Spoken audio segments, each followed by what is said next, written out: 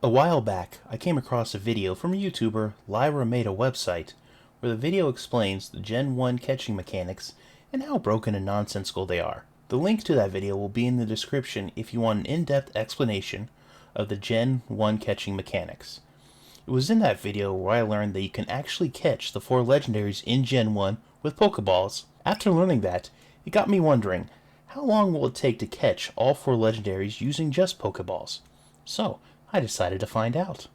Join me as I see how long it takes for me to catch Articuno, Zapdos, Moltres, and Mewtwo using only Pokeballs.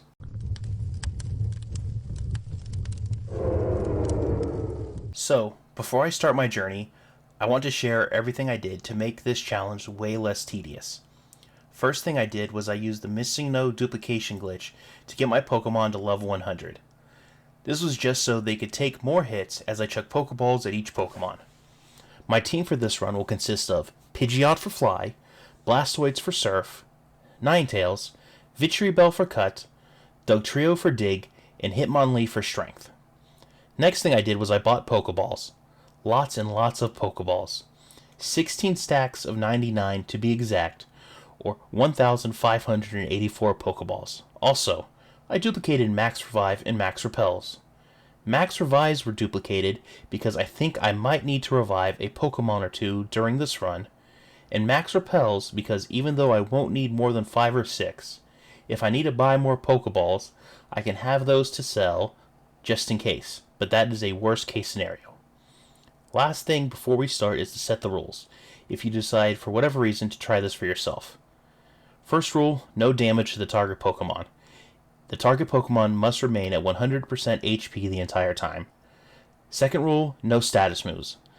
This run is about Pokeballs versus Legendaries. Third and final rule isn't so much a rule but a highly recommended tip, is to save before every battle just in case you A, make a mistake in attack, or B, run out of Pokeballs. Now that is out of the way, let's start with Articuno.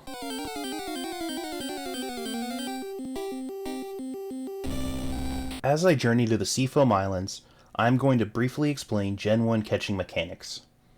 Gen 1 is interesting because it does not use a formula like this.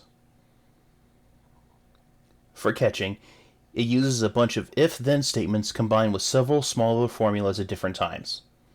The part of catching we care about is the building suspense part, the wobble/shake after the ball is thrown. Because we are using Pokeballs, all we will get after throwing the ball is either the "you missed the Pokemon" phrase or a successful catch. Good job on building suspense, Game Freak. It was the "you missed the Pokemon" phrase that made me think you couldn't use Pokeballs on the Legendaries. So, now that I have the Cliff Notes version of Gen 1 catching out of the way, let's talk about Articuno. Of the 3 legendary birds, Articuno is the one that worries me the most. It has nothing to do with the catching odds or anything, it has to do with my team makeup. I have 4 Pokemon who are 2 times weak to Articuno, so I could end up using a lot of revives in this battle. This is how each battle will play out. Throw a Pokeball, rinse and repeat until I need to bring out a new Pokemon, or I need to revive my team. Leading with Pidgeot wasn't smart, but oh well. Thankfully, the good Gen 1 AI decided Peck was the go-to move instead of the super effective Ice Beam, so Pidgeot lasted a bit longer than anticipated. Blastoise was able to tank almost everything Articuno threw at him, and lasted a good while before he went down. As soon as Rapidash was ready to go, the RNG god showed favor on me, and Articuno was caught after only 31 Pokeballs. Now that the first one is down, let's go to the power plant and get Zapdos.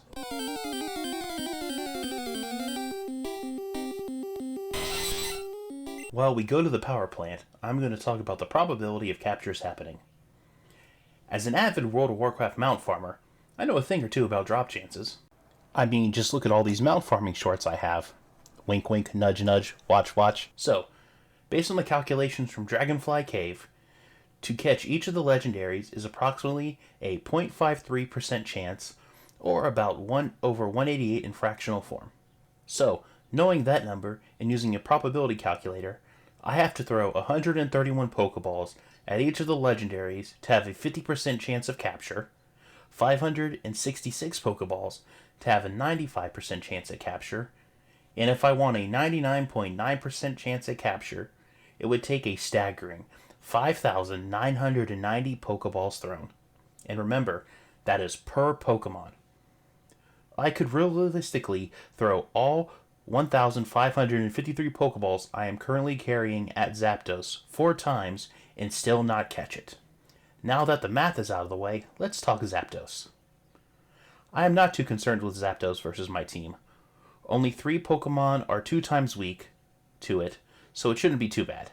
Now, unlike fighting Articuno, the AI went for the super effective moves. Bad news for me.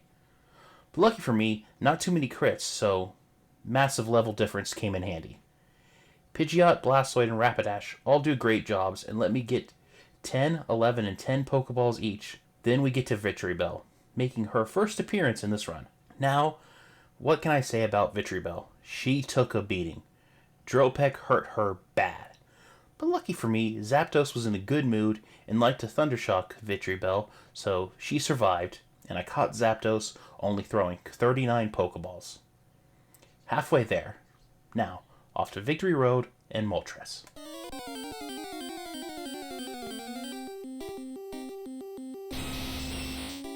I don't have any math to talk about prior to Moltres, but I did lose time when I went straight to the Indigo Plateau without restocking Pokeballs. I am sure you can mathematically figure out the time and frames lost. Before I get into the battle, I want to mention this battle had a first in it. No, I didn't catch Moltres on the first throw. Dugtrio and Hitmonlee made their first appearances, so Moltres is the Pokemon I am least concerned with. It's only strong against Victreebel, so the rest of the team should be able to tank Moltres' attacks well. I mean, I lead with Pidgeot again, and it was able to tank enough attacks for me to throw 31 Pokeballs at Moltres. Moltres is just terrible. Like, it's so bad I think Articuno and Zapdos only led in the group because they, A, thought the legendary trio sounded better, and B, felt sorry for it. Yes, I know it's the leader of the trio, but I'm sure that's just for the Moltres morale boost. In the first run-through of my team, Victreebel and Hitmonlee did okay, letting me throw 9 Pokeballs each. Dugtrio was decent, letting me throw 23, and as you know, first run-through MVP was Pidgeot. Enough attacks so I could throw 31 Pokeballs. Rapidash was decent as well, letting me throw 17 Pokeballs, and then Blastoise took last place because I didn't even need to use him. Rapidash letting me throw 17 Pokeballs was enough for the RNG gods, and I caught Moltres using only 89 Pokeballs. This is going pretty well. 3 down, 1 to go, and I haven't even had to use a Max Revive yet. Maybe I will get through this whole run without using a Max Revive. Maybe all 4 Pokemon will take less than 100 Pokeballs each. Well, let's head to Cerulean Cave and to Mewtwo.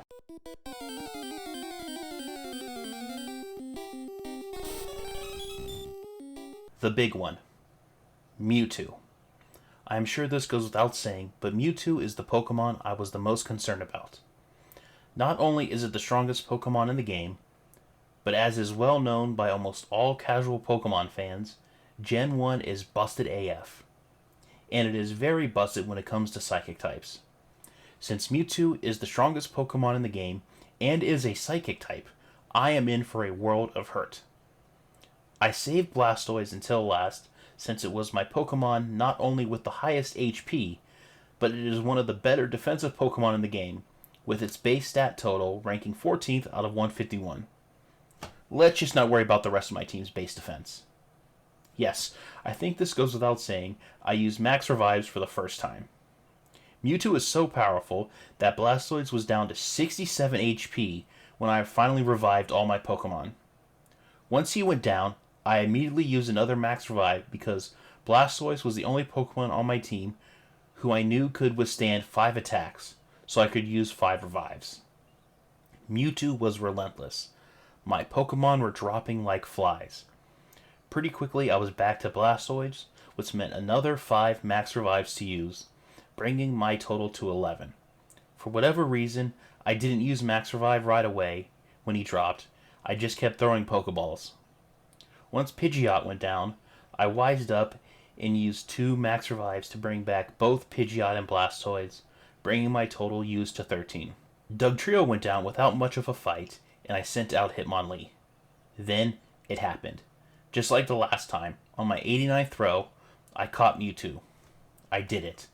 I caught all 4 Gen 1 legendaries using only Pokeballs, getting it done in under an hour.